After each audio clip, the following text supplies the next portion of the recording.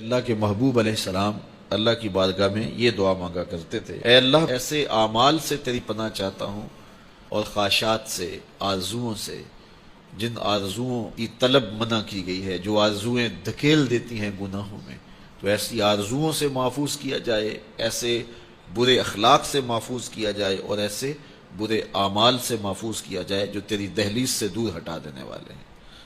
چونکہ دلوں کے اندر حرص، ہوس، خواہشات بہت کچھ جنم لیتی ہے۔ جب کسی چیز کو حاصل کرنے کا جنون پیدا ہوتا ہے تو پھر جنون اندھا ہوتا ہے، پھر وہ سوچتا ہے کہ یہ چیز میں نے ہر صورت حاصل کرنی ہے، تو اس کو حاصل کرنے کے لیے پھر وہ قدروں کو پامال کر دیتا ہے، حقوق کو پامال کر دیتا ہے، شرم و حیا اتار دیتا ہے، حتیٰ کہ وہ اللہ کے بتائے ہوئے اصول اور ضوابط اور طریقے ان کو بھی پامال کر دیتا ہے۔ کسی کا خون نچوڑنا پڑے، کسی کا حق غصب کرنا پڑے، کسی کا مال لوٹنا پڑے، وہ اپنے ہدف تک ہر صورت پہنچنا چاہتا ہے کہ یہ میرا ہدف ہے، میرے پاس اتنی جائیداد ہونی چاہیے، مجھے یہ حاصل کرنا ہے اور ہر صورت حاصل کرنا ہے۔ تو اگر یہ ہرس ہی مٹ جائے، یہ ہوس ہی کم ہو جائے، تو پھر انسان کی زندگی سوکھی ہو جائے گی، وہ جہاں ہوگا وہاں مطمئن ہوگا۔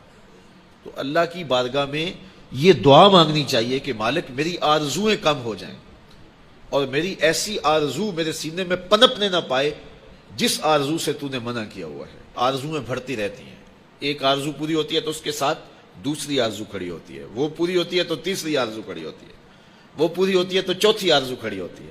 تو بندہ سفر کرتا ہے، یہ پوری کر لوں، یہ پوری کر لوں، یہ پوری کر لوں، لیکن آگے پھر آرزویں کھڑی ہوتی ہیں۔ تو پھر کہیں اس کو جو ہے وہ فل سٹاپ تو لگانا پڑے گا کہ اس سے آگے نہیں ہے۔ تو جب وہ فل سٹاپ لگا لے گا تو پھر اس کی زندگی سوکھی ہوگی۔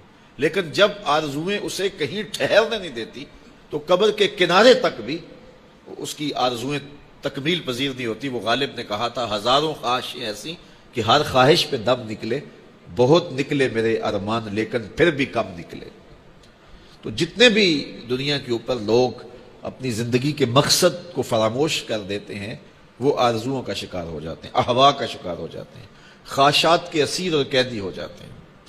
لیکن خواہشات بڑھتی چلی جاتی ہیں اور انسان کی کبھی بھی تکمیل نہیں ہوتی۔ حضور نے فرمایا، ابن آدم کو اگر ایک وادی سونے کی دے دی جائے تو وہ دوسری وادی کی آرزو کرے۔ آج تک کسی کو اتنا سونا ملا تو نہیں ہے، لیکن فرض کرو کسی کے پاس اتنا سونا بھی ہو تو اسے تو پھر خوش ہو جانا چاہیے۔ تو وہ کہے گا کہ نہیں مالک، اگر 2 ہو جائے تو کتنا اچھا ہو، اور 2 ہو جائیں تو وہ کہے گا 4 ہو جائیں تو کتنا اچھا ہو۔ تو یہ دیکھیے، یہ دنیا کے اوپر یہ کہاں سے کہاں لوگ چلے جاتے ہیں لیکن مطمئن نہیں ہوتے۔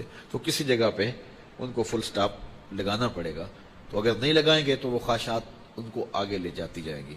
تو اللہ کے محبوب علیہ الصلوۃ والسلام اللہ کی بارگاہ میں یہ دعا مانگتے اور ہمیں تعلیم دی یہ دعا کہ اے اللہ، میں تیری بارگاہ میں خواہشات اور برے اعمال اور برے اخلاق، جن چیزوں سے تو نے منع کیا، ان سے رکنے کی دعا کرتا ہوں۔ دنیا کے معاملے کے اندر آپ یہ آرزو رکھیں کہ بس ٹھیک ہے، اتنے کافی ہے، شکر ہے میرے لیے اتنے کافی ہے۔ لیکن جب دین کا معاملہ ہو، ہاں اس وقت آپ کا لالچ ہو کہ اللہ تعالیٰ مجھے یہ نیکی بھی دے دے، یہ خیر بھی دے دے، یہ خیر بھی دے دے، 5 نمازیں پڑھتا ہوں، اللہ مجھے تہجد بھی دے دے۔ پھر کہا مالک تو مجھے 7 روزے رکھنے کی توفیق بھی دے دے، صدقے کی توفیق بھی دے دے۔ تو پھر آرزو بڑھتی رہے، صدقے کی، خیرات کی، نیک اعمال کی۔